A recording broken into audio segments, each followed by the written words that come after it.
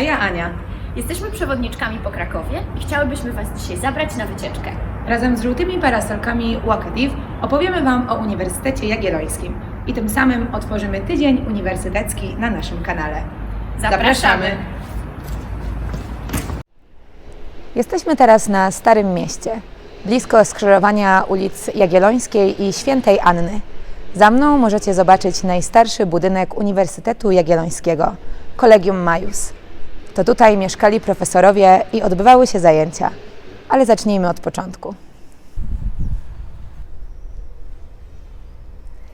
Uniwersytet Jagielloński został założony przez króla Kazimierza Wielkiego w 1364 roku.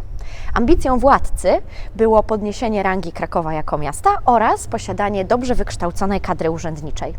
Warto wspomnieć, że Uniwersytet Jagielloński jest najstarszą uczelnią w Polsce oraz drugą po Uniwersytecie Karola w Pradze, najstarszą uczelnią w Europie Centralnej. Dokładnie 12 maja 1364 roku, czyli 656 lat temu, po wieloletnich staraniach o zgodę papieża Urbana V, król Kazimierz Wielki podpisał akt fundacyjny Akademii Krakowskiej.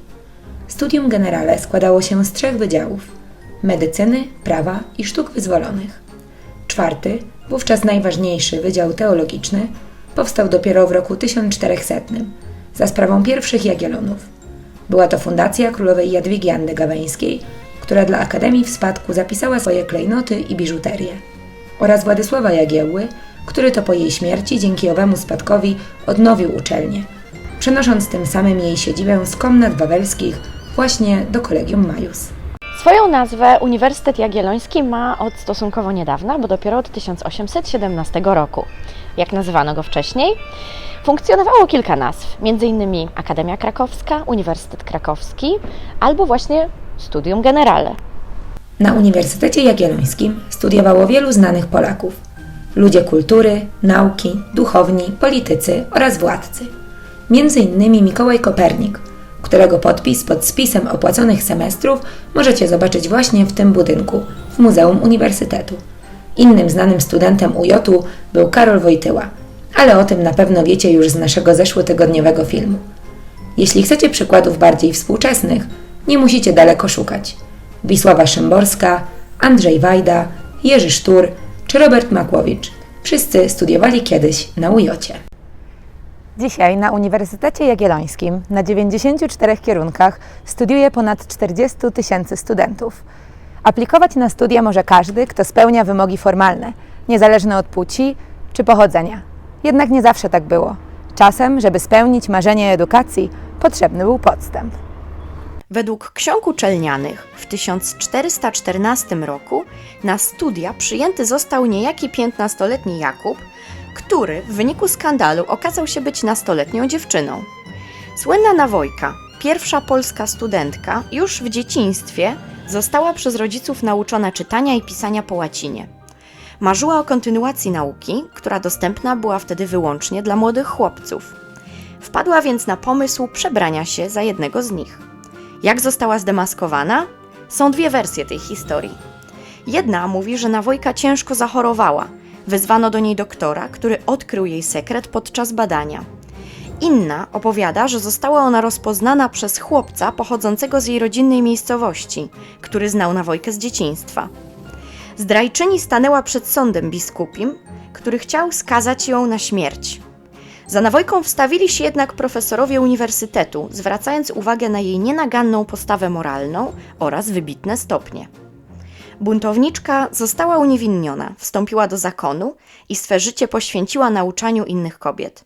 W Krakowie bardzo dobrze pamiętamy o Nawojce, choćby ze względu na to, że od 1929 roku pierwszy żeński akademik oraz prowadząca do niego ulica noszą właśnie jej imię.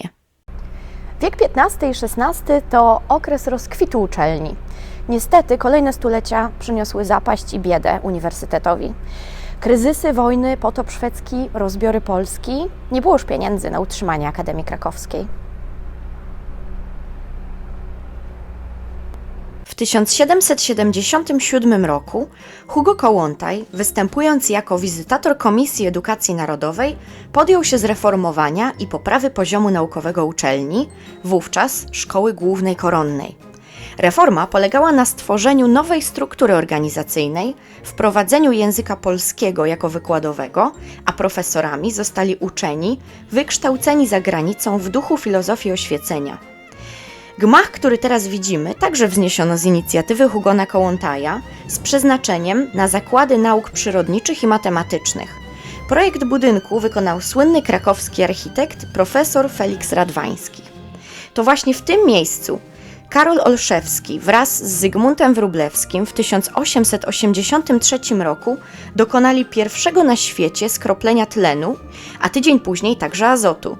Dzięki badaniom obu uczonych Kraków był w owym czasie jednym z niewielu ośrodków europejskich, w których osiągano temperatury nawet poniżej minus 160 stopni Celsjusza.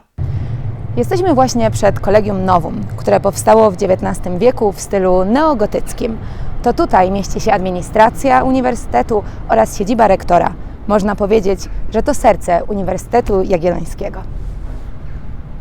Znajdują się tu także dziekanaty wydziałów, gabinety profesorskie i sale wykładowe.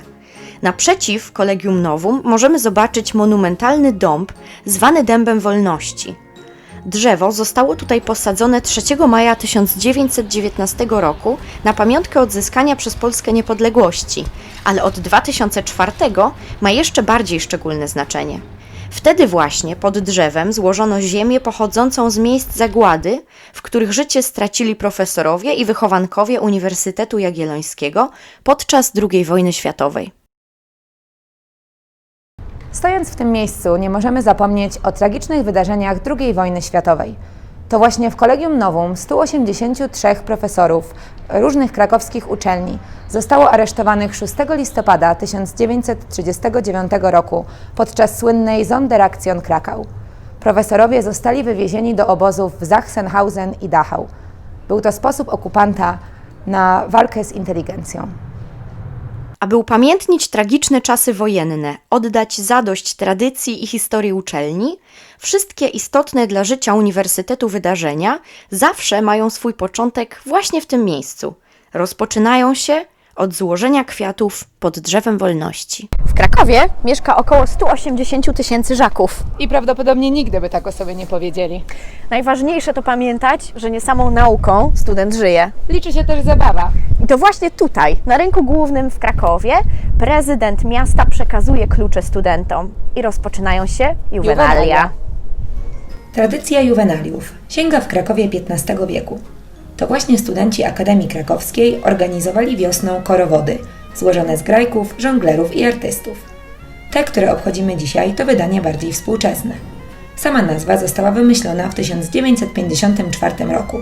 Od łacińskiego słowa juvenis, czyli młodzieniec, pochodzi nazwa naszego ulubionego święta. Pierwsze juwenalia odbyły się 12 maja 1964 roku w Krakowie z okazji 600-lecia Uniwersytetu Jagiellońskiego. To wtedy narodził się pomysł pochodu juwenaliowego. Kiedyś z Wawelu na rynek, dzisiaj pochód wyrusza z miasteczka studenckiego właśnie na rynek główny.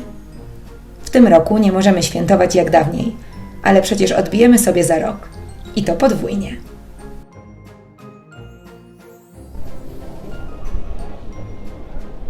Dziękujemy, że towarzyszyliście nam w tej pięknej podróży po historii Uniwersytetu Jagiellońskiego.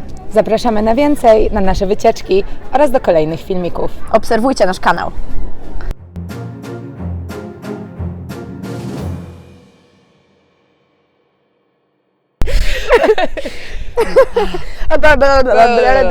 Jeszcze raz.